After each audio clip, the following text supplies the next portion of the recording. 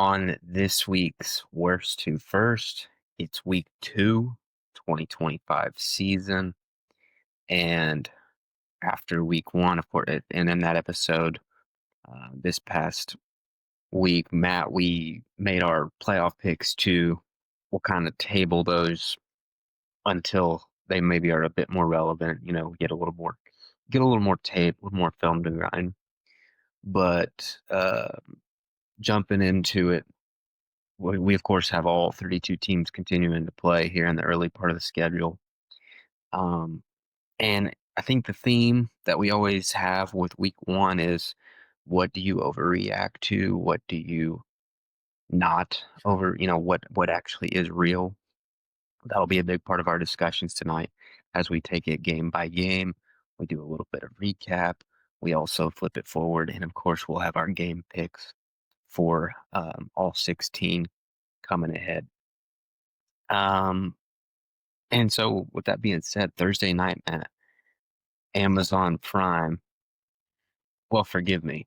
I wanted to skip over this, but I can't. We're a podcast of integrity. Our record from last week, picking the games not just against the spread, no, picking the game straight up. I haven't actually heard yours yet, but I can just tell you that I went 500. I went 8-8. I'm not proud of it, but it's tough. It's just like every year, it's a little bit of Pandora's box or the mystery box from Brendan. If you know, you know. Like, you don't really, you just have to take a leap of faith. And 100%. for me, that meant Jeff Fisher 500 football. Yeah, no, 100%, man.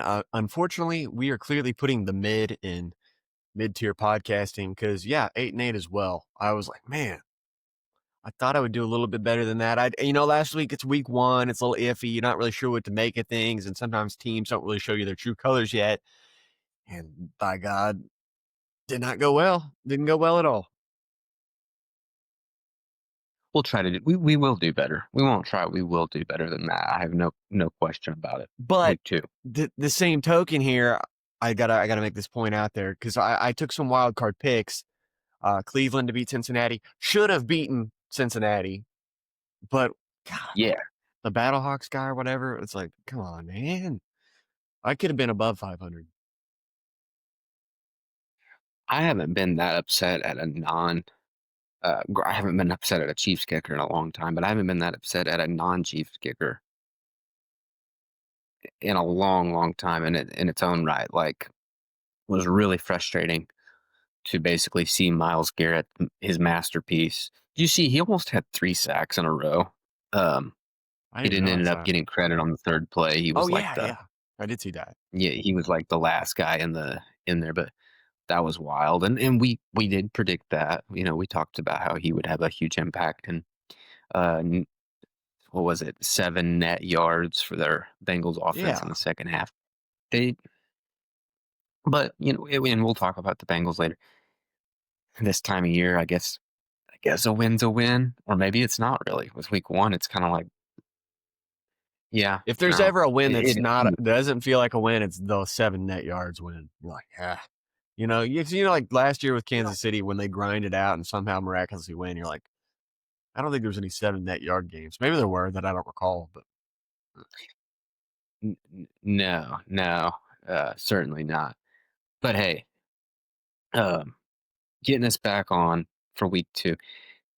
Prime gets a nice little treat here for their season debut. Um, and this is one, man, it's like it already looked pristine, um, sharp, pick your adjective. mhm. But after this past weekend, Hard. now it's like it got a nice little whack. This thing is spiffy, and it looks like, as we sit here on September Clean such and shaven. such, a potential NFC championship game, a potential NFC divisional round game when at Lambeau Field, the Packers host the Commanders.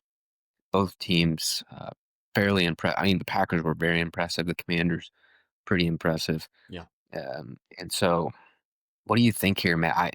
And I should know Green Bay right now favored by 3.5, so they're getting a ton of respect. I've seen them thrown around as a number one power ranked team after their opening performance. What do you say here? Yeah, no, I think Green Bay is legit. I'm a little worried that maybe they are going to be one of the teams that people are overreacting to. And I know you're a big Green Bay guy, LaFleur. They got a great roster for the most part overall. And I think they are legit. I do. But I wonder if people are like putting too much stock in that already because I know they played Detroit. But we have to ask ourselves, we'll get into this later, I'm sure. Is Detroit even good anymore? I don't know. Yeah. And I don't know. I don't know. I mean, they're legit. They're legit, no doubt about it. And on the other side of the coin, Washington, I don't feel like they looked great in that game against the Giants. Obviously, they won the game pretty handily, but I wouldn't say it was a great performance, though. No, the story coming out of that game was more about the other team, who will of course speak on. But yeah, Matt, Green Bay. I don't remember if I mentioned this in the pod last week. The trade, it's pretty much the first of its kind since as far as like right before a season begins, since Khalil Mack, same position when he went to Chicago, and he instantly transformed that team into a division winner, a playoff team with Mitch Trubisky as the quarterback. And so, like watching this past Sunday, you almost had to. Uh, Mack, he took that team to that next level, that playoff level. And when I watched Sunday, it was like, even though he only played limited snaps, it felt like a force multiplier type thing where when Micah was out there, he was not only impressively kind of having his way with Panay Sewell, but he was also helping the other guys. Like the other guys were playing better, whether that was just like a sense of pressure taken off of them or just being in better positions, whatever the reason was. Hmm. It had an impact on the entire defense. And we'll see if that continues, Matt. Like you said, we'll talk about the Lions. Maybe there's more to it than that. But you add that in with an offense that I already think was like locked and loaded and ready to at least be, compete at the highest level. And for me, I'm like, I'm buying this whole Packers. That like I think, I mean, I picked them to win the division. That's not that crazy. But now I'm looking back like, oh, I probably should have had them in the title game. They look that good to me that like it's not. Hmm. And I should say too, Washington, of course, I still believe in them, and I think they'll only get better. Um, Hmm. but leading into this game, I'm going to give the nod to the home team. I think Green Bay just what 4 days later, they'll be like a carryover. Like they'll want to. It's like the party hasn't stopped. They're just gonna wake Hmm. up and here we go again type of thing. Um, Now, if anybody can nix that, it's probably number 5 for the commies. He could come in there and make some plays where it's like there was just nothing you could do. Not even Micah had a say. But still, yeah, I got Green Bay winning this one 27-20. And the hype train marches on as they go on the road next. Listen, is this a must win, Brian, for number one seed? It for the 1 seed, no, As not a yet. preview? No, Not no. yet, because they're both in pretty good divisions. Like, there's gonna be some hard games ahead. True, true, true. Um, yeah, it's a tough game to pick. It is. I'm hoping for what is a Thursday night classic, something we don't typically get, but I feel like these are two of the NFC's finest, and I'm curious to see how it plays on the field. Of course, I'm going to give the nod to Green Bay as far as head coach goes, as far as defense goes. Um, I don't know about the offensive units totally. Obviously, Washington, I'm going to give them the quarterback and maybe. I don't know. What do you think? Do you like Bill? Do you like Bill? I like the running game. I don't know if I can attach a name to it just yet, but A name yet? they can run the football. Yeah, good running game too. So I'm just gonna root for points. I want a high scoring affair, back and forth, down to the wire. Whoever has the ball last wins it, and I'm gonna go with my guy. Jaden Daniels gets it done late, 29-27, fireworks, And maybe, I don't know, maybe he jukes out Micah late and makes a nice scramble for a first down when it's necessary or something. Then they have to kick a go ahead field goal or something. Something exciting. Yeah, that'd be sweet, man. That would kind of keep the popcorn going, like you don't ever want to get too comfy like that team there, they can't be beat type of thing. That would quickly Yes. upset the apple cart. So wouldn't be mad if it did turn out that way, even though I am picking the Packers. Okay, we flip it to Sunday at noon. The slate opens with the Buffalo Bills going to MetLife to take on the Jets. Division matchup. Obviously, Matt, we don't need to go into it too deep. What Buffalo did Sunday night, or I don't want to take credit away from them. Obviously, there's the Ravens play a role in that. Um, but off of the heels of it, the Bills are a 7-point favorite here on the road against a Jets team that we know, even though they didn't win, I feel like they showed well, like they outperformed expectations, certainly on the offense. And for me, the key to this game, before I give it to you, is which of these two teams can let go of week one most efficiently. I know a lot of people are just going to slam the Bills here, like say like, oh, they have it, and that's why they're favored by 7. But my thing is, besides the fact that it's a division rivalry, any offense that can run it like the Jets can and showed that they could this past week is going to have a puncher's better than a puncher's chance, because you can absolutely run it through Buffalo's ass at basically at will. And that's been the case for years now. So Baltimore, of course, reflected that. What do you think here? 7 points. That's way too high, is it not? Especially being on the road. Yeah, Yeah. yeah, I mean, I kind of echo a lot of what you're saying in a lot of different ways. Obviously, Buffalo with the big, exciting win on Sunday night when it looked like the game was over and it should have been over. But here's the thing, people aren't taking a lot of stock in the fact that this is kind of a classic Buffalo letdown spot, I feel like, where they do win the big emotional game. You're not thinking about the Jets, and the Jets are, I'm sure they're thinking about the Bills all offseason, at least a good yeah. chunk of it, right? Hmm. And honestly, if Fields can play like he did on Sunday, which against a pretty good defense, I would think, put up over 30 points, not bad at all. They got a real shot, in my opinion. Yeah, Matt. You said it. Over the past few years, it feels like of of the teams in this awful division, the Jets are the only one that has given Josh Allen really any amount of trouble. Like I can't even remember the Patriots or Dolphins beating them in a game that mattered. Hmm. But the Jets I can. Hmm. And early returns look good on like Aaron Glenn. Like he had them not looking like the Jets, which is actually saying quite a bit, because everybody thought Sala was going to be that guy, and at times he was, but um, I don't know. Right now, the Jets, they feel like, even though I'm sure their fans would pump the brakes a little, they feel like they may have found their guy at quarterback. We'll see. This is a big test. Um, Matt, I'm going to go ahead and pull the trigger here.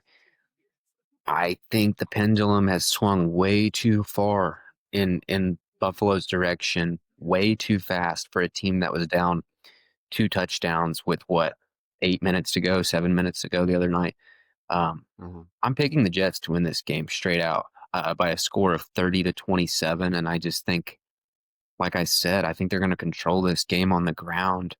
Brees Hall looked really spry, and Fields even showed that he can get it done in the passing game. So the Jets pull off a huge upset at home. I don't hate it. I don't hate it at all. And I'll be honest, I've ran through both scenarios in my mind for this game. And I'll take some. Like you said, I think it's gone a little bit Buffalo heavy. Don't get me wrong, great team, one of the best teams in the league in my opinion, one of the best quarterbacks in the league in my opinion. Yeah. That one out route that Josh threw towards the end of the game, where he just, I don't know if you know which one I'm talking about. I don't remember many specifics about it, but he just got it perfectly through. I was like, dang, that is a great throw. But I think they were reacting a little bit too much. Like, if we had any doubt who the real MVP was, it's like, I mean, Lamar played pretty great too. He didn't lose that game. So I think that's a little bit much, but I'm kind of with you here, dude. I do feel like the Jets, this if they don't do anything else in a season, it's kind of successful at this point if they beat the Bills once. And it's a good time to do it. I don't know if I want to pick them because you picked them, but screw it. Because here's my theory, Brian. The last time that I remember the Jets beating the Bills, we were in Kansas City, and we're going to be that day as well. I'm doing it again, which running back history repeats itself. The Jets get it done 27-24. People are shocked. We're going to get cooked online for Matt with this a one. little tease there. Yeah, we probably should have brought that up at the start of the show. We will be on site at Arrowhead Sunday for the Super Bowl rematch. We'll be there. Uh, Fox will be there. Whoever you feel like, following the coverage of, that's up to you. Not Maybe saying we'll we'll get have some coverage. man on the streets interview, perhaps. It's certainly potential, especially if we can get a Jay Glazer's arm. But yeah, I can't wait to see him in person. So That's anyway, exciting. but we'll talk about that game later in the afternoon Yeah. window. We keep it moving.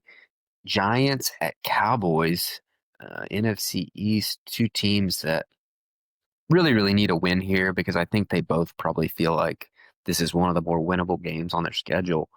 Matt, Jerry's World opens the year 5.5 point favorite are the Cowboys. I don't have a lot to say here besides, look, I think each week that the Giants spend rolling Russell Wilson out there is another week that they're just kind of punting on this season. And I don't mean to be disrespectful to Russ. I just think like we've been seeing this for years now. For whatever reason, it's just not there. Whatever he had, that Mm. lightning has gotten very much so out of the bottle. And Cowboys have had extended rest since last Thursday. They should show up at home, fast turf, um, and they'll Absolutely. get it done. The CD bounce back game for CD Lamb, I do Mm-hmm. believe. So give me the Cowboys 24, Giants 14. 24-14. Let me check my score here. Okie dokie. Yeah, no, I think you make a lot of excellent points here. Russell Wilson, I maybe the most severe drop off that I can recall from having an elite It quarterback is. to one of the worst. I don't know what that is. Like, was he that good in Seattle, or is he that good of a coach, and they ran the ball that much? The defense was that great, or I don't know. Maybe he just physically fell off. It's kind of fun to think about. But It, yeah. Sorry, not to interrupt. I just think no, physically, yeah. I want to hear what you got. What do you got? Well, I think it was just, he was playing the position in a unique way. He was playing a lot of hero ball. And as he's gotten older, you just lose a couple steps, and sometimes that's all it really takes. And all of a sudden, now that height that he doesn't have starts to factor in a little more, and just a limited player who might be playing himself out of the Hall of Fame. Hard to say, right? But It is it's crazy getting on too, the isn't it? board. Yeah, it's kind of like to use a reference that I've heard a bunch. The dad's brought up Ric Flair, right? He's thought to be the pinnacle of wrestlers, but he just kept hanging on way too long. And so about that back half of your career, you're like, God, this guy sucks. And you don't even remember the good times anymore. Now But it's you're right. very, yeah, yeah, yeah. It's a bad lasting memory. There's kids watching Russ these days, Matt, who don't even know. Like and then if you look him up on YouTube, the first video is probably the interception on the goal line of the Super Bowl. Like they just don't That's know true. the the the places he was able to scratch. But anyway, I'll let you make your pick. I'm sorry. No, you're good. It's a good conversation to be had. And before, I can't remember. Did he have two Super Bowls? He went to two. He won one.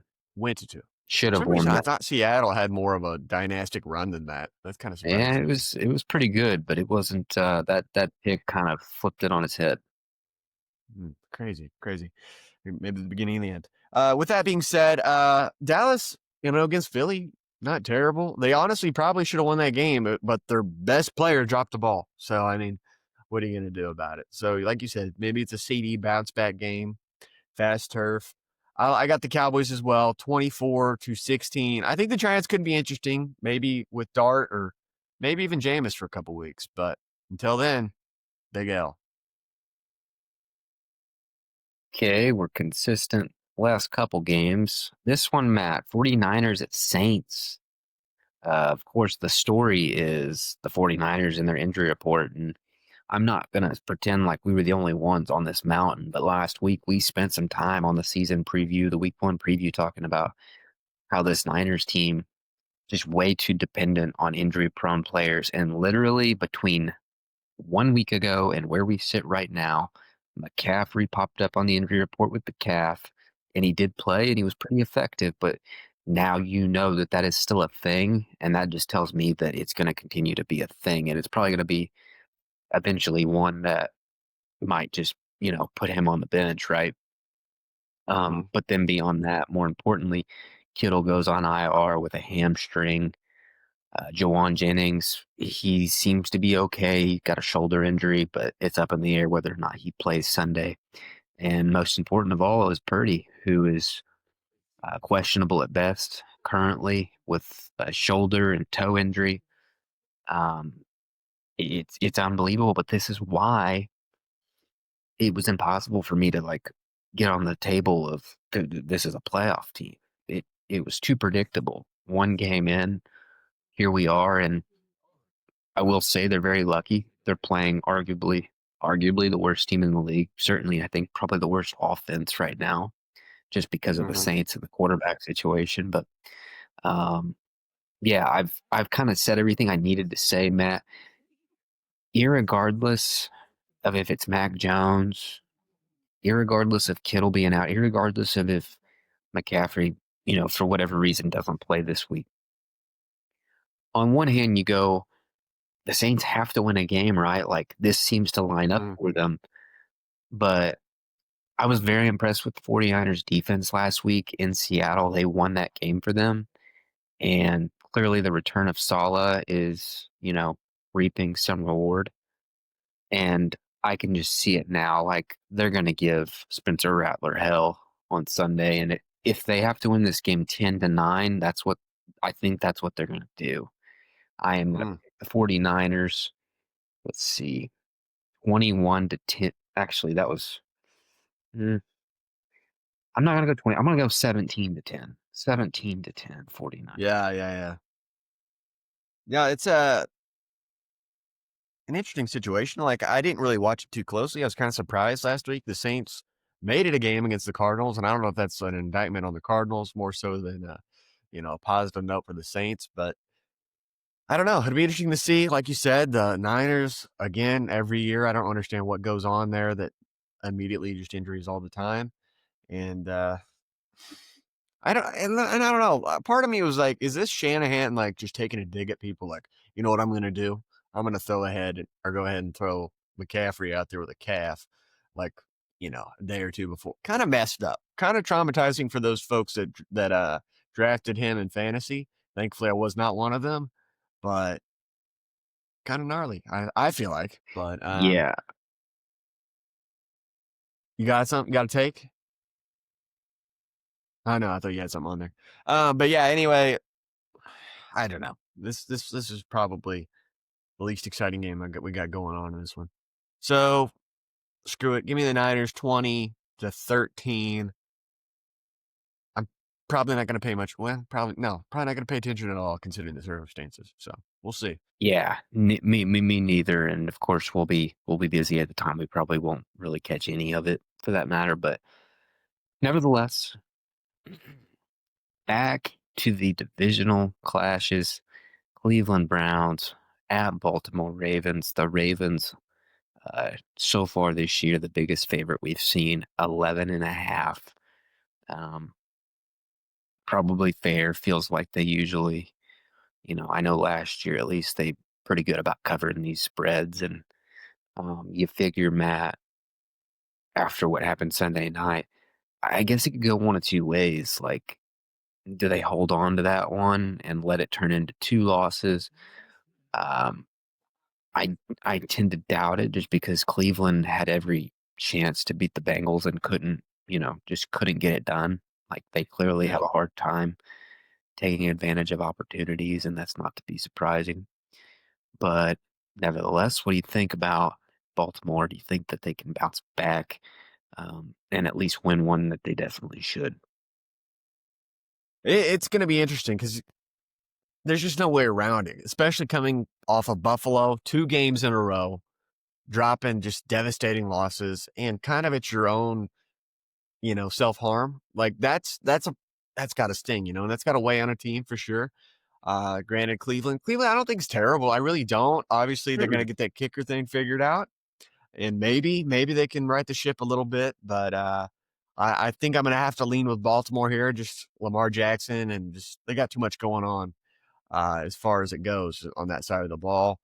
And I'm going to assume Derrick Henry probably doesn't fumble in this game in a crucial moment. I'm going to take the Ravens 30-20. Yeah, I can't hesitate. Baltimore 33-13. There's a whole other A podcast to whooping. be done about their issues with closing out games with big leads at the end. And if they don't figure that, like, man, there was a part in that game. We were talking early in that game when they looked unstoppable. It was like, I know it's just week one, but they look even better than maybe they ever have. And they've always been a regular season juggernaut. But then they Mhm, kinda remind you that this monster is still in there, and not the good kind for them, right? Like, mhm. whatever it is that keeps catching them up, and now that it's happened already, the next time they're playing a big time AFC team, and it's just kinda waiting for that shoe to drop, and it doesn't seem to matter how, quote, unquote, "talented" they are, like, it's just part of who they are until it's not, and so but they win this week. They'll win this week and get in that column. So, Yeah, that's the thing. Once you start having this kind of weird stuff happening, I feel like it kind of starts to get in your DNA a little bit and starts to become a self Mhm. fulfilling prophecy. The Chiefs dealt with that forever for a long time. And I don't know, somehow it's been transferred over to the Ravens. Uh, Before I forget though, real quick, did you see the Stavros video? I mean, it's obviously satirical where he was making fun of just, I'm assuming Baltimore fans are like, we need to get rid of Derrick Henry. We need a different running back with like an unidentifiable intangible, like someone like Christian McCaffrey or Cam Scattenbo or whatever his name is. Just No, I look have pretty not good. seen that. You'll have to forward it over my way because that sounds like an entertaining good old time with Stavi. Yeah, yeah. Another tough one for him. Okay, we go on to Nashville, where McVay, Stafford, and the Rams come in as a 5.5 point favorite. Matt Cam Ward, to be expected, didn't have the best debut in Denver, but felt like felt like he didn't get a lot of help, right? Um, whether it be from his teammates or his coaching staff. That was a game that they had a chance to win. On the flip side, the Rams wasn't quite the stranglehold that I had predicted them to have on the Texans, but defensively it was. They had their way with Stroud and company, and ultimately won. And so um, it's hard for me to see a world where Cam Ward in his second start, like, thrives against this defense. I think this defense is going to be one of the best 5 in the league, pretty much from bell to bell. Um, but what say you? I mean, do you think that there's a world where the Titans, even I'm not backing off the playoff pick, I'm not yet, even though I'm a little worried about the coaching, but I yeah, this is seems like a steep mountain. Yeah, no, I think so as well. I'm pissed off, man. I picked the Titans to win, and frankly, I think I nailed that right on the head. It was set up perfectly. The end of the fourth quarter, or towards the end of the fourth. Oh, look who it is! Cam Ward out there driving to beat the Denver Broncos. 4 turnovers, and we can't get the job done. I mean, come on, Tennessee. How are we going to take these guys seriously, Brian? Your AFC South winners. If you're giving this game on a silver platter here, and we're letting it go, letting it go off the hook. I don't like that. But as far as this game goes, like you said, the Rams didn't look phenomenal on offense last week. Defense did look good against a team that we think is pretty good. We think, we don't know for sure. Um, I like the Rams in this one. I do. I mean, just quarterback coach combination. You can't really top that in this on the other side of the football. I'm going to take the Rams to win this game. It's going to be a lot of points for them, 23-17. Yeah, give me LA. I got them. You said 23-17. That's what I've got wrote down here. 23-17. We've been we've been pretty close again this week. Yeah. It's kind of weird. Yeah. Yeah. And to be, I could see that. I could see that being like last week where the Rams once again, maybe they don't crack 20. Um, maybe Word. they don't. This Titans defense is underrated, I would say, but would be shocked if they won. So we both have the Rams. That brings us to Cincinnati hosting the Jaguars. Um, both of them 1-0, but I feel like they different different 1-0s, if that makes any Mhm. sense. The vibes are much different. That being said, Bengals Matt favored by 3.5.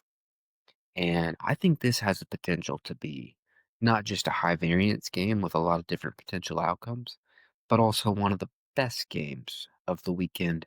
How do you feel? Yeah, I'm just going to preface it for you. I have no idea what to expect for this game. I just don't. I picked them both to lose last week, and for different reasons, that was not the case, right? Jacksonville looks pretty good. I was pretty high in Carolina, but they look terrible. Bryce Young's back to Yeah. being bad Bryce again. Yeah. I don't know. I don't know if that's a product of how good Jacksonville was, or if that's what Carolina actually is, and maybe Andy Dalton needs to come back in, or I don't know. Neither here nor there. Yeah, I don't know. I don't know. Maybe Liam Cohn's got something going on down there in Duval. Getting Trevor going. And Trevor just had that baby. Like we said, he's a rich 25-year-old man. So maybe I don't know. I don't know. I'm going to say right now the Bengals still don't impress me. They don't. And I don't like them anyway. So I'm going to pick them to lose. Give me Jacksonville 24-20. I don't know what's going to happen. I have no idea. Because you just said the score, I'll go Jags 24, Bengals 19. We're a Okay. whole point off there. Yeah, I just feel like the Bengals, even though they were fortunate to play a team that just wouldn't take the victory, that didn't look like any different than years past. They look like a slow starter again, who is almost waiting for themselves to screw up. And this Mm-hmm. Jaguars team, man, they clearly are like ready to hit the ground running. They wasted no time jumping on Carolina. They outlast the whole weather delay thing and kind of were on cruise control from that point on. But their defense talent at key spots. They got Hunter involved. They got Thomas involved in the running backs as well. So I just think it's only been 1 week. We haven't seen an offense that was capable of exploiting this Bengals defense. I think the Jaguars will be. Like I think they'll be up to the task to at least do enough to win the game in my opinion by 4 or 5 points, like you did as well. So Mm. we'll see.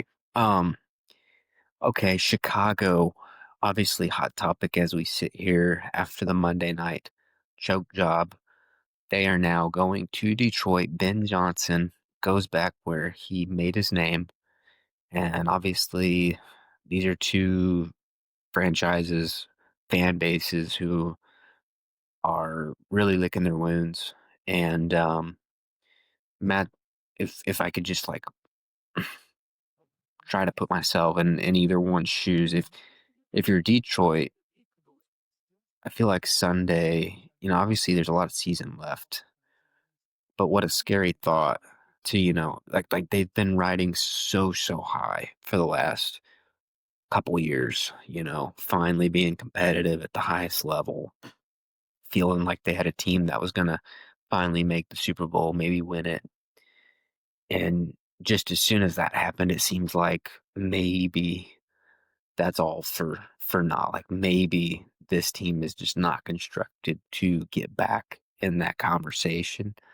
So that's scary, and I know that they'll be fired up and want to root their team on to victory. Chicago. not that surprising to see them blow a big lead late, but what was very more deflating than that was just that Caleb, it didn't seem a lot different. Seemed like more of the same with him. Um, the same bad habits that plagued him throughout his rookie year. And so something's got to give. Um, where do you stand? Like, do you think one of these should be feeling worse than the other? I think they both should be feeling pretty terrible. Because I'll be honest with you, Brian, like you said, it's scary for Detroit. I am scared that they are Detroit again. They are back to that. They lost Ben Johnson, they lost Aaron Glenn, and now we got Dan at the helm, which Dan's a great motivator and all that, but maybe he's not that great of a football coach. And that kind of scares me because I don't want that to be true. But that team was nowhere to be found on Sunday, and I don't know if we're going to see them there again on Sunday when they play against Ben Johnson on the other side of the ball. And as far as Chicago goes, you're right. Caleb Williams was kind of a lot of the same. He showed flashes at the beginning. We're like, dang, maybe with this new coach, this is that guy that they were talking about that can't miss number one draft pick. That we were like, what are we talking about? Where are we going? Because he made some throws that are like, that's pretty elite level stuff, top five quarterback type throws. But then as the game went on, had he hit a couple more throws, Chicago wins that game, I think, pretty easily. Yeah. So that's a major concern. And I don't know. I don't know which is the case. Is both of these situations true? I don't know. Trying to think maybe so. It, what's amazing about, or if you're Ben, what's very frustrating, you can call up the perfect play and it's still like, will he even get it? Will he even throw it a catchable ball? He can be Mm-hmm. so off, Mm-hmm. which was surprising to me. I didn't see that coming out of college. But um, as far as the game, Matt, Detroit, they have a, um, if we just go off last week, and hey, long year, things can change. But going into last week, and I might have said it on the podcast, my concern was if this interior offensive line weakens, the center retired, they lost a guard. Um, if this thing weakens, the right kinds of defenses are going to be able to affect Goff. They're going to be able to move him off his spot. And if you move Goff off his spot, he turns into a pumpkin. That's what we saw at Lambeau. Now, fortunately for them, I do not believe Chicago is one of these defenses who is constructed with the interior pass rushers to maybe make that happen. And I think being at Mm-hmm. home, being fired up, Dan's gonna have them ready. These boys are gonna be ready. Um, it doesn't change the fact that I still think they're in trouble against certain teams, but I think this one sets up well. They kind of come out and maybe make you wonder again, like that lion might still be in there after all. Detroit 22, Chicago 13. The Caleb storylines only get worse and worse. I hope you're absolutely right. But I'm afraid it's not going to be the case. I think the not so secret sauce that was in the Detroit mix is going to be on the other side of the field. And I think he's going to have some stuff cooked up for old Dan. There's going to be some weird tight end, not even tight end. It's going to be like some sort of offensive guard or offensive tackle catching a touchdown pass. Write it down. And Chicago's going to do some. Okay, albeit Caleb's going to have to hit him. He's going to be wide open. I don't know if he will or won't. We'll see. I'm taking Chicago to win in the upset, Brian. 24-20. I don't like doing that. I really don't. But I'm a little nervous for our Lions. I don't like calling them our Lions. I guess because I always pick them. But Well, yeah, no, they're the lovable losers still, and um, although their fans can be really feisty, I've noted they can be mhm, very sensitive, and I can only mhm. imagine that's getting worse. So, um, anyway, best of luck to both It's sides. scary. Seattle at Pittsburgh. This one off the heels of Sunday um, seems really fun. I know Seattle lost, but I feel like they looked largely like the team we thought they would be. Pretty fast, pretty young, obviously. And Pittsburgh, Matt, Rogers' resurgence, at least for one game, was kind of the story of the week. Well, not the story, but one of the top three or four. They are a 3-point favorite for their home opener. The over-under 40.5.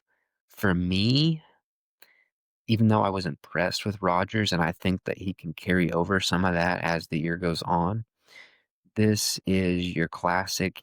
It's the National Football League any given Sunday. Not any given Sunday. Like, it wouldn't be a surprise if the Seahawks won, but Mm, it's that classic, like, don't get too high, don't get too low. I think the Seahawks come in with that defense, which, like I said, very fast, very ferocious. They make some plays. They give Rodgers a hard time. Um, hard enough, right? Because we saw the mhm, Steelers defense maybe a little susceptible. I think Darnold he'll do enough, and I'm mhm. picking the Seahawks to win it 28-23 to kind of take the zap out of you know, what's probably been a really good week for Pittsburgh folks. Yeah, no, I mean, you're probably gonna be right in this situation. I think so. I am surprised that we saw Pittsburgh like that. I don't know the last time I've seen 30 points on the board for Like the Pittsburgh Steelers. 2018, probably Are 2018. you sure? It really? Well, I mean, like, that was when they were last playing games on a regular basis like that. Okay. I mean, who knows? It may be the reality anyway. They used to be just they're the past I guess it has been a while, just skating games out, playing defense, under 20 points a lot of times. I don't know. I guess that's got to be exciting. I wonder how I'm sure Bass Daddy's loving it, so shout out Bass Daddy. He's aligned with Aaron Rodgers. Who would have thought? Uh, I don't know. I don't know. I'm going to take the Steelers to win this game 28-24. Maybe the clock doesn't strike midnight just yet for the old boys out there in Pittsburgh. Hey, and that'd be fun. I actually want them to, be a competitive presence in that division. I think that's better TV and the NFC Mhm. West. I just don't really care. Don't really care about the Seahawks. But That's a good point. One of my least favorite divisions, probably the NFC West. yeah, yeah, yeah. One last noon game. We have New England at Miami. Feel like these two teams, Matt, probably in the top five ish. Most disappointing week ones based on what was expected. A lot of people were picking them to win, but for whatever reason, good or bad, New England did not get much out of Drake May against the Raiders, and gosh, the Dolphins were just totally lost from Jump Street. Miami they're favored at home here by 1.5. Look, I got to go back to last week, and I've been telling you all summer, this Dolphins team is done. They do not believe in the coach. Anything he says is going in one ear and out the other ass. I don't understand how they could be favored against anybody. Okay, anybody. And I know that they have talent. At certain positions, but this talent is disjointed. This talent is doing its own thing. This is not a team. Tua Tagovailoa is on borrowed time. Mike McDaniels is basically already fired. Um, so Vrabel, he's going to be in his guys' asses all week, right? He's not happy. Um, are they good? No, but they're good enough to win this game. Um, let me have the Patriots 19, Dolphins 14. God, that's disgusting. Um, with that being said, dude, the Dolphins thing is kind of crazy to me. I thought it was a big overreaction in the offseason. Like the Dolphins, I'm telling you, man, it's a dumpster fire. I thought McDaniels maybe being a little tongue in cheek, I'm a little bit closer to death, one day close to death. I thought maybe some of the Tyreek drama was a little bit overplayed. No, it's all accurate, spot on. It's the most insane thing I've ever seen. I was watching that game, they're getting the doors blown off by the Indianapolis Colts, which maybe they're a decent team. I don't know. Maybe they played just inspired for Jim Irsay. But my God, that team, what on earth, dude? Did the team that much talent? Like you said, Tua Tagovailoa is about to play himself out of the league after signing a massive contract. It's like, I could play ball that good, man. And it's just like, my God. Uh, yeah, no, until they turn it around, I'm not believing it. Crazy, crazy. I'll take the Pats. Let me see what I got wrote down here. 24-17. Ah. This is the craziest thing ever. And who knows? Maybe all the rumors about Tyreek. Tyreek's thinking he's like, yeah, I gotta really take this thing down bad so I can get out of here with little capital coming across the board. So I don't know. Couldn't believe that they said last week he had a 30 plus yard reception, and it was the first one he had had since week 1 of last year. So, which is Really? not really much to say about this year's team, but did not realize just how tough life was for he and Tua's connection in 2024. Um, Seems impossible, right? But anyway, okay. That, that's We crazy. flip it forward. There's only 3 afternoon games, Matt, and we know why that's the case. These first 2 are pretty much only going to be watched by people in the local market. Carolina at Arizona on Fox.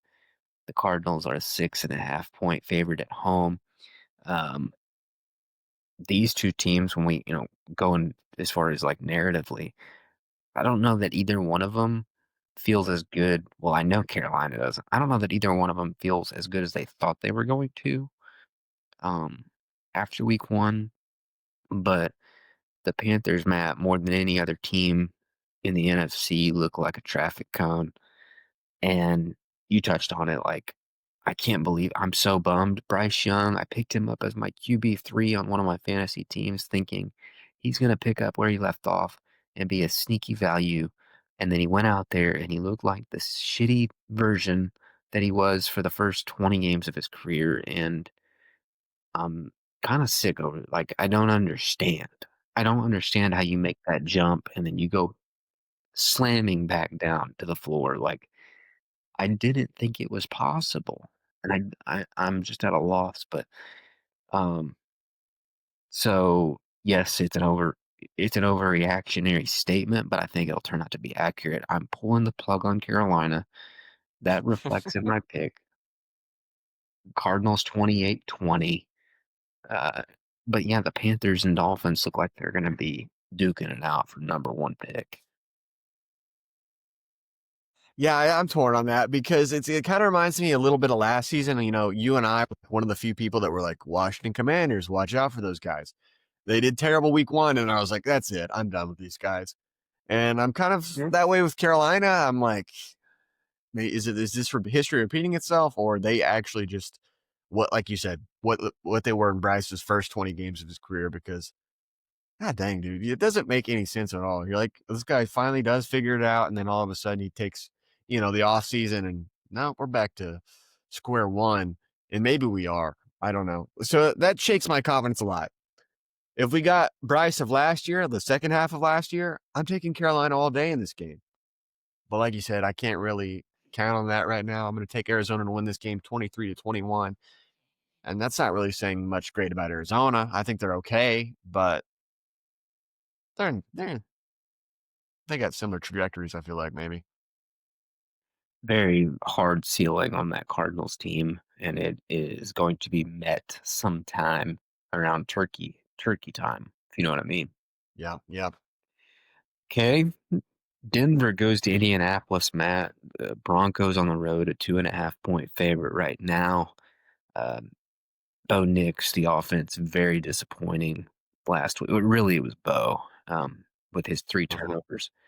So people who have kind of like not all the way bought in on him doing a victory lap, and they go to face this Colts team where the Colts right now remind you of, if you can remember back to the Saints last year, who like the first week or 2, Derek Carr, and they were jumping down people's throats, scoring. I believe they scored like 90 points in the first 2 weeks. It hasn't quite been to that extent, but point being, a chance for the Colts to maybe make a statement one way or the other. Like either no, you need to take us seriously with Daniel Jones, or maybe Denver brings them back down to earth. Right? Time will tell. I Mhm. like the fact that they're at home. I think being at home in that dome, roof probably open, means that Danny is going to feel some comfort that he wouldn't if he was on the road. Kind of what I said about Green Bay at the start of the show. Maybe kind of continuation of the party type of situation. And I do think the Colts have, as we saw against Miami, they have maybe some stuff on defense to where they could exploit Bo Nix, his weaknesses that are starting to maybe show here in year two more and more. But anyways, I'm gonna let you, kind of get into your analysis next. Yeah, no, I mean, you kind of started to touch on it what we did last week as far as the Broncos go. Great defense, right? But we didn't understand why all of a sudden people think this offense is great. Bo Nix, I don't know. I don't know what to make of him. People randomly were like, he's an elite quarterback now. For what reason? I don't know. And, they played Tennessee, not a bad defense by any means, but 3 turnovers is unacceptable if we're talking about a Super Bowl caliber team that everybody made them out to be. We'll see. I know it's only week 1. Time shall tell. And on the other side of the football, you got Daniel Dimes, who everyone wrote off, but played absolutely elite last week. I'm curious, maybe the stability of a decent organization, maybe he's okay. I don't know. He's a serviceable quarterback. I don't know. He looked good. He looked great. He's obviously playing a tough defense here. But this game is in Indy, Brian. I'm assuming the roof's going to be open again, barring decent weather, for Mr. Ursay to watch the game again. And I like that. You know what I'm saying? I do like that. And I think Daniel Dimes, he's not going to let this opportunity slip away if Bo Nix turns over the ball a couple times. I'm taking Dimes, Brian, 23-20. Colts get it done. They should make that a mainstay. Keep the roof open so Ursay I, d- can watch. I think so too. Um, Got it open for the boss. yeah. Uh, And the anyway, shadows are insane when they do that. It's insane. I love it. yeah. If I'm being real, they shouldn't because it's really ridiculous. But But it's the thing. Mr. Ursay would love that. He'd be like, yeah, he's got a great view, getting all kinds of good lighting. Yeah, I am. I think it's going to be similar to last week for like. It pains me to do this. I don't know who to pick on. tough game. I think it's going to be similar to last week in that it's going to feel like the Broncos should maybe lose, like, but they're not going to. Like, their defense maybe makes a play. And so I'm picking Denver to win it 17-15. Gross, I know. Maybe, 17. yeah. Well, if you think I kind of about it, like it. I like it. yeah, maybe like I'm not going to predict like a game winning field goal or anything, but just like I said, the defense will make a couple plays and they'll make sure that they win, and it'll be another week of, well, Denver's winning, but and so um and the Colts probably need brought down to earth. But I'd like to see him win for obvious reasons. That takes us Let's to make the it happen. Super Bowl rematch, Matt. 3:25 Central Time at Arrowhead, kicking off Eagles at Chiefs. Right now, as we stand, the Eagles a road favorite of 1.5 points. There's so much that we could talk about as it pertains to this game, but I think maybe the big headlines right now. One, Jalen Carter uh, announced that he was fined a significant amount of money, but will play. NFL more or less stating that because he didn't play in the game last week, it was, a suspension in a sense. And I call BS on that because Rasheed Rice didn't play a lot of games last year, with a blown out knee, no less. And that didn't keep them True. from Yeah. trying to suspend him for even more than he got. Very annoying for my part, but whatever. Especially when you think about Jalen Carter. That's kind of Yeah, interesting it's not dynamic you like, brought up there. yeah, yeah. And, I know there's been some that have said, well, it's, even though they'll never say this out loud, the type of conversations that happen behind closed meeting doors, this is too big of a game, biggest game on the regular season schedule. We can't have stars out of the game. Okay, but then I look at it the other way, like Kansas City, Matt, entering this one un- underhanded a little bit with the receiver situation. We already knew Rasheed Rice would be out with his suspension, but now we're the at the time of this recording, it seems like he's almost certainly not gonna play in this game, although the positive is that it appears he will be back some point in the near future. We'll see. But the Chiefs are going into this game without their top 2, weapons on the offense, and I don't set that up as, like, an excuse, but my point is, suspending Jalen Carter, if anything, probably would have kinda evened the playing field a little bit, but I know Mhm. that that's not how those decisions are made. Anyway, I've gone on long enough. I'll let you open up kinda with your initial thoughts on this huge, huge matchup. Yeah, no, I think it's gonna be interesting. It's exciting. Obviously, the hype is real, and, like you said, there's some interesting dynamics, and I here's the thing, though, I think, as far as the storylines are going and the national media amongst fan bases, I think a lot of it has to do with the fatigue of Kansas City and things like that. People want to write them off so hard, and don't get me wrong, I get it, like, we used to do it all the time in New England. But like you said I think you said it earlier actually, right? And via text form. If you look at it, uh, for what it is, the games that Philly played and the games that Kansas City played, pretty similar. You know, they both could have lost easily enough. And unfortunately, Kansas City was just on the opposite side of that for this game. And I don't know. I don't know. It's going to be interesting to see how they go, how they draw things up now that they know Worthy's not there. I think that definitely threw the Chiefs off their game plan last week for certain. It's gonna be interesting to see how they pivot there. And of course, and oh man, I don't know. I got so many thoughts running through my brain right now. It's just making sense of which one I want to run with at the moment. Yeah, Matt, and the other thing, when you follow this league long enough, you pick up on patterns. The Chiefs came out in Brazil flat. That's not my words. That's the words of Coach Andy Reid, Holmes, basically any player that talked. They were like, "Yeah, we were flat at the beginning," which, hey, that shouldn't have happened. It's certainly not under the context of what their offseason has been. But usually, when that happens with a team like that, who has such high expectations of themselves, the following week, you will get potentially an equal and opposite reaction the other way, where, like, okay, now that Mm-hmm. they're at home, they're not a billion miles away playing at a weird Mm-hmm. time. Like, you might get not only a non-flat team, but an extra juice team to start out, and that'll be Mm-hmm. something that I think Philadelphia has to kind of deal with, at least for half quarter. Mm-hmm. Um, and he's gonna have them ready. The offense, I can't speak for the defense because I feel like Spags, it's kinda like his own little baby, but Andy's Mm-hmm. gonna have this offense ready. And the other reality too with the receivers is it's never easy when you're playing without your top 2 wideouts, but the hardest game without them was the Chargers one. The reason why is because you lost Worthy on the 3rd play of the game.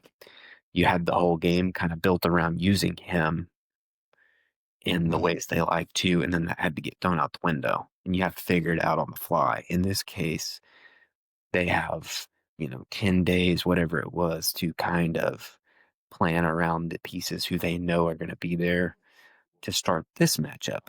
And so, um, even though CD Lamb, George Pickens aren't necessarily gonna be running routes, there will be opportunity as it showed, I think, for them to make plays.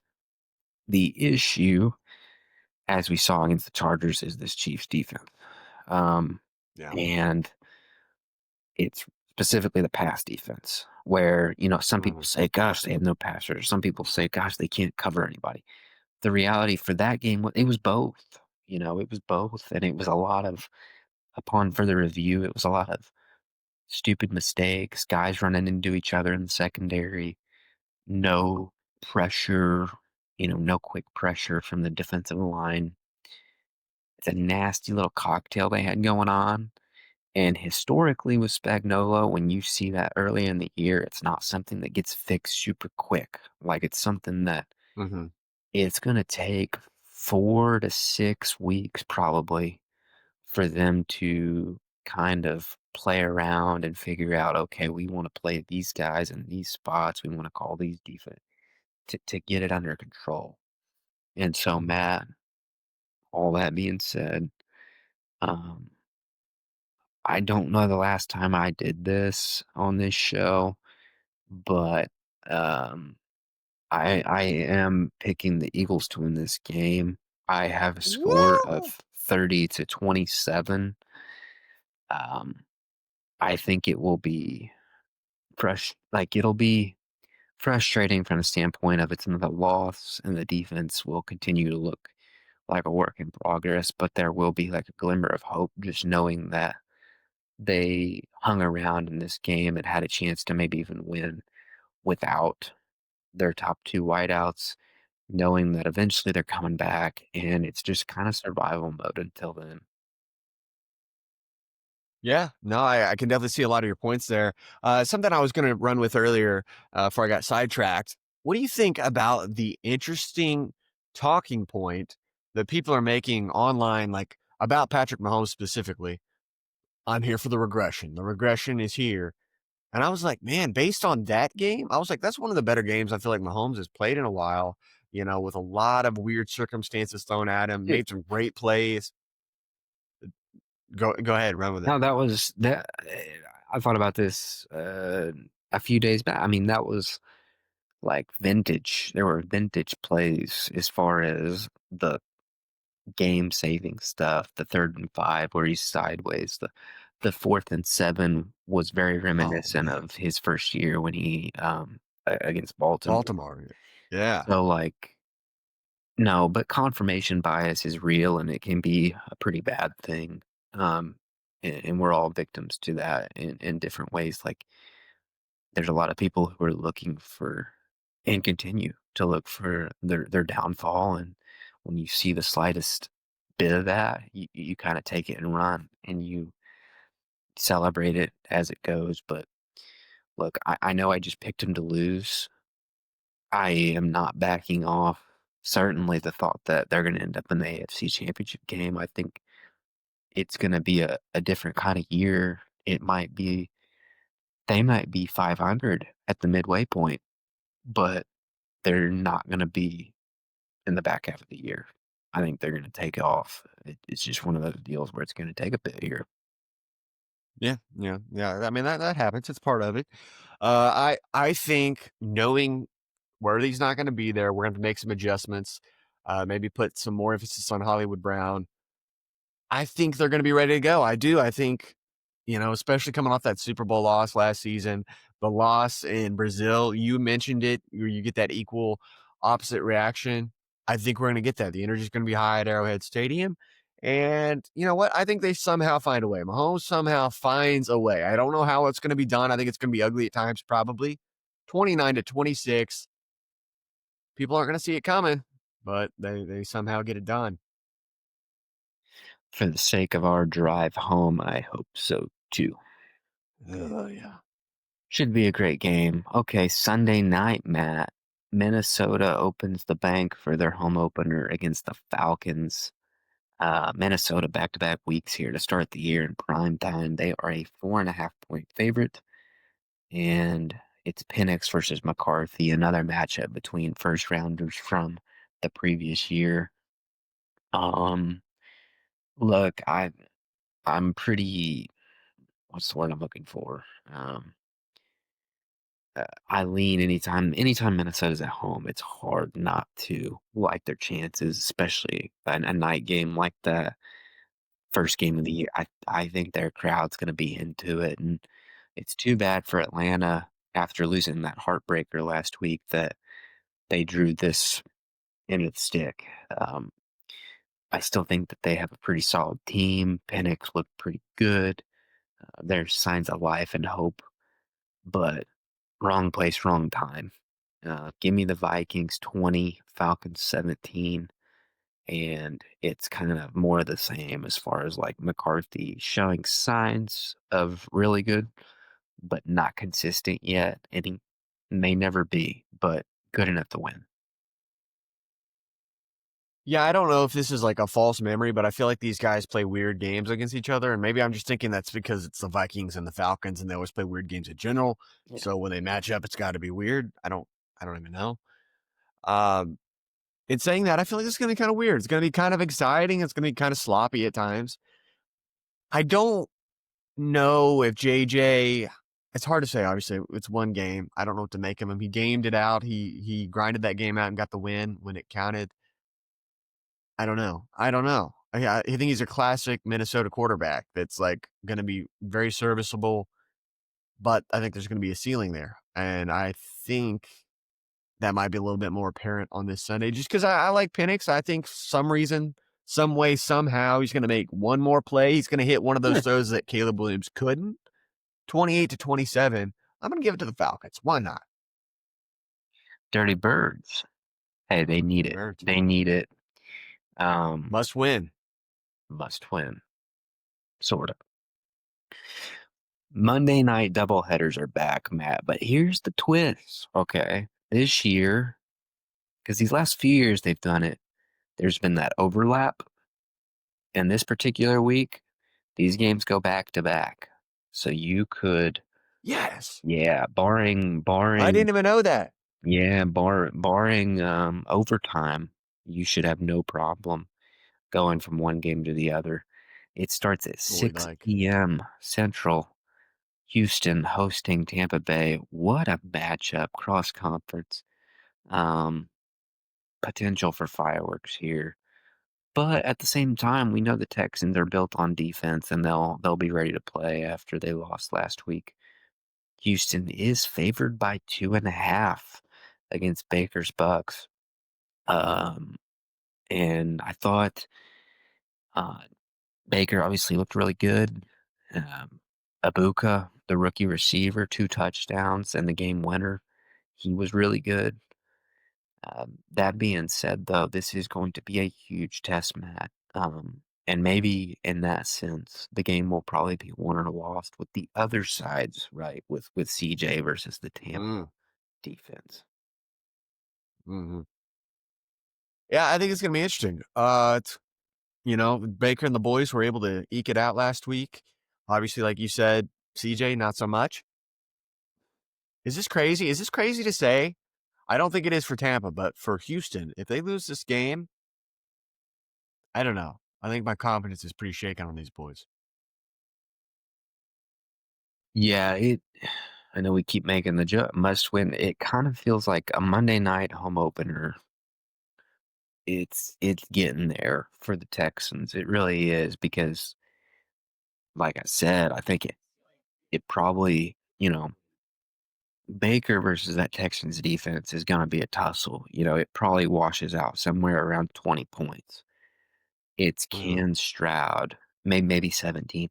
Can Stroud make the plays that are probably going to be there to be had at times? Um, we know the running game's not what it was without Mixon, but you got to figure it out. Quarterbacks are all the time having to figure it out without weapons. So, yeah. and that's the thing too, Matt. We know CJ Stroud's like, we know he's the guy, but is he the guy? hmm There was a time after his rookie year where I think we expected him to make the leap. If you would have said 12 months ago, hey, where do you think CJ Stroud ranks among quarterbacks? I probably would have said gosh, he's probably in the top 7 by now. But that's not the case. Like right now, he's fringe top 12. I don't know. I don't know that he's making a lot of top 10s right now. Um, and so huge spot. That being said, at home, I want to go with the Texans. I don't want the Texans Mm, to win. I don't want the Texans to win, but I think hmm that their defense maybe comes through with a score, something crazy, hmm right? And make sure that they come hmm out of here with their first dub, 24-21. Here's the X factor we haven't discussed. Is Houston gonna be wearing those odd black jerseys? They got to be, right? I don't know, but it feels right for it. It does. It does. If they have those, maybe I'm thinking, well, Houston, maybe. Uh, if they're not, or, even if they're not, even if they are, I'm still going to go the opposite way on this. I like Baker. He just somehow finds a way. I don't know why. He's just got that grind in him. I think the team believes in him. Like you said, a Buka, great addition. It seems to be early. Obviously, Evans, I think he'll get that figured out. I'm going to take Tampa here, Brian. I'm going to take them to win this game 24-17. Probably late though. Obviously, fourth quarter win for Tampa. Something weird, something wacky, and I don't know. Maybe Houston, we got a problem. Should be great. Then there is the nightcap, the week cap, Las Vegas. The Roomba opens up. They host the Chargers. Harbaugh and Herbert on cloud nine. Matt, a year ago, you'd have told me 9 p.m. start. I would have been bouncing off the walls, juiced about it. Now, now, I gotta be honest. I prefer the other um, setup because there's no chance I'm making it to the end of this game. Um, now that I am uh, taking care of an infant on a nightly basis. That reminds me, Brian. If But you look, uh, before we get too deep into that, if had you known on the schedule, let's say a year ago, there was going to be this start where they're going to start bringing back these late games, you'd be like, maybe we should mm, hold off a minute. I got to soak this in. I, t- I don't. I tell you what, the only way I think I'd make it to the end of this football game is if the Chiefs were playing, and even then it would be a stretch. But I'd find a way. In this case, I probably don't find a way. That's all right. Mm, And yeah, it's not all right because I think this is going to be a really good game. These are two teams that obviously feel very good post week one. yeah. Their coaches will have them ready, and the quarterbacks were as good as anybody. Um, week one too. So I found this to be very difficult to pick. Um, Hmm. but I told you last week, like with Harbaugh teams, one thing I can count on is that they're going to compete. They're going to be in the game. Um, and I look at so knowing that, I just look at the rosters and I go, okay, who's better here, better there? I think the Chargers have more talent. I'm not saying it's a lot, but it is more, and that will be enough to propel them by a score of 20-17 over the Raiders. Yeah, no, I think it's a good thing they made this one. Well, not for you, but I mean, like in general, that this is like its own standalone game because this is like a class. You're actually kind of excited about a Raiders Chargers game, which is weird, outside of Right. that time where they're doing like the tiebreaker stuff. It's interesting. It's interesting. It really is. I think the Raiders are actually not bad, which is weird for me to say, and I don't like saying it. We'll see. Hopefully, that wheels fall off of that, halfway through the season or whatever. On the Chargers side of the ball, I don't know. I don't know if it was just a particular game plan against Kansas City to catch them off guard, or maybe Harbaugh finally figured out, like, oh, we've got a guy that can sling the ball with the best of them. We start throwing the ball, we're an actual bona fide threat. This was what I was worried about the Chargers like 2 years ago. I was Hmm. like, dude, if they start throwing the ball around, they could be a real contender. I'm hoping Harbaugh goes back to what he knows. He's like, let's just start running the ball. Let's run the rock, protect it. Because then if they start doing that, I think we're going to start seeing those old Chargers. But if they pass the ball like they did in that game, or at least just attempt like they did, man, I don't know, dude. I think they could be a bona fide contender for the AFC. And people aren't talking about that either when it comes to Kansas City. Like, I think the Chargers could be kind of legit. Um, and Herbert might finally come into his own for that reason alone. In saying that, I don't know if that's going to happen, but I am going to pick the Chargers to win this game 28-24. They have enough to get it done.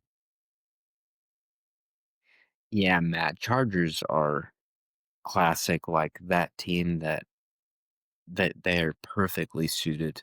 I know this sounds bad after what happened last year in Houston, but like I feel like as a wild card team they'll be dangerous. I don't know if I like them as a division winner. I think that'd be a mistake. I don't No, think no, they don't they I don't don't I don't either. know. But anyway, But I did say last week I like them better than Denver, and I know it's only week 1. I feel vindicated in that Oh yeah, right out of the gate. definitely. And hey, and the key to what, like, if you're a Raiders fan and you're looking for like, hey, this is how we're gonna win. It's probably Max Crosby going against Pitkins, the right tackle. That's something that Harbaugh, they might need to run the football effectively just to make sure that he's not in Herbert's face all night long. Because if he is, it's not going to look like it did in Brazil. I can tell you that much. Um, And biased Kansas City fan take here, Brian. Carl Cheffers, I'm assuming he's not doing this game. They may call some holding calls on the Chargers. That could be a problem as well for them. ooh, ooh, meter on an all-time high. We'll see. We'll see. Should be a great week of ball. And when it's done, and after the fact, we'll be back. It'll be week 3 coming up, but first, enjoy your week 2, however you may choose to take it in, whatever games you do or don't see. But just remember, this is the second of 18. You don't get many of these. Soak it in. Soak it in. And hopefully do it after you've consumed a full preview from here at W2F. For Matt, signing off. Thanks for being with us. Like, rate, subscribe, comment, jar, you know, do whatever you want to do. Okay, we're here. Uh, we interact. We're building. We're a team that is in the middle of a build. That's exactly right. We're on the rising action of this plot. Land the plane. People are discounting us. We've got we've got enemies. We welcome the enemies. We welcome the feuds, the fights at our doorstep. Because guess what? This there's just a little gravel in the gut that's just gonna face the adversity, overcome it, and you know come out on the other side champions. All right. Enjoy week 2. See you guys.